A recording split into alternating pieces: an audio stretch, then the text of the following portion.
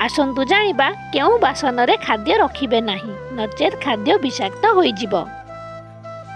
भूल रे भी एही बासन रे एसबु खाद्य रखंतु नाही। रूपा रूपा यह एक दामी धातु होइथिले मध्य अनेक धनी लोकंक घरे रूपारे बासन तैयारी करा जाई थाए।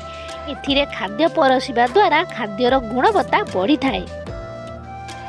पित्तल पित्तल एथिरे तैयारी बासन रे खाद्य रखिबा द्वारा एक बास्ना आसी थाए एवं साधारणतः घी क्षीर दही रखिबा द्वारा विषाक्त होई थाए।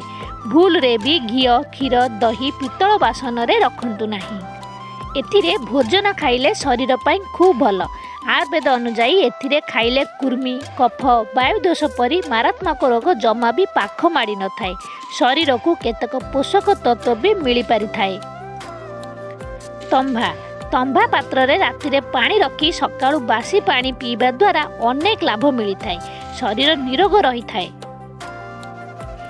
कंसा बासन कंसा पात्र रे निर्मित बासन रे खाद्य खाइबा द्वारा कौनसी क्षति होई न थाए किंतु तेल खटा दही रखिबा द्वारा खाद्य पदार्थ विषाक्त होई थाए। लुहा बासन लुहारे तैयारी खाद्य पदार्थ रे खाद्य रखिबा किंबा खाइबा द्वारा कौनसी क्षति जदियो होई न थाए किंतु लुहा पात्र रे खाद्य रखिबा द्वारा लुहालियार बास्ना आसी थाए। स्टील बासन स्टील रे निर्मित बासन रे खाद्य खाइबा किंबा रखिबा द्वारा यह शरीर पाई कौनसी सुप्रभाव पकाई न थाए किंतु किछि क्षति मध्य करि न थाए। आलुमिनियम बासन आलुमिनियम बासन रे खाद्य गरम करंतु नाही।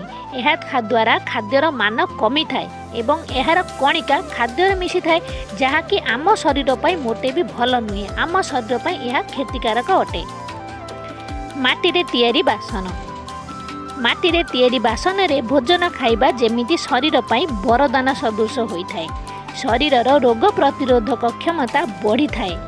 खाद्यर मान को यह बालांस करि थाए। यह शरीरर एसिडिक कोशिका गुड़िकर संख्या बढ़ी थाए जहाँ कैंसर परी मारात्मक आशंका को कम करि थाए। माटी हांडी रे तैयारी खाद्य खाइले ताहा भल से हजम भी होई थाए। नॉनस्टिक बासन नॉनस्टिक बासन आधुनिक समय रे नॉनस्टिक बासनर व्यवहार बहुल परिमाण रे बढ़ी जाइछि। एथिरे खाद्य रांधिले अधिक तेलर आवश्यकता पड़ी न थाए किंतु एही बासन को अधिक तापमात्रा रे अधिक गरम करिबा बोटे भी उचित नुहे। जदि आपण याको अधिक गरम करी अधिक तापमात्रा रे रोषेई करंती तो ताहा आम शरीर पाई बहुत ही क्षति पहुंचाई थाए। तेणु करी ताकू देखिकी अल्प आंच रे स्लो फ्लेम रे रोषेई करंतु।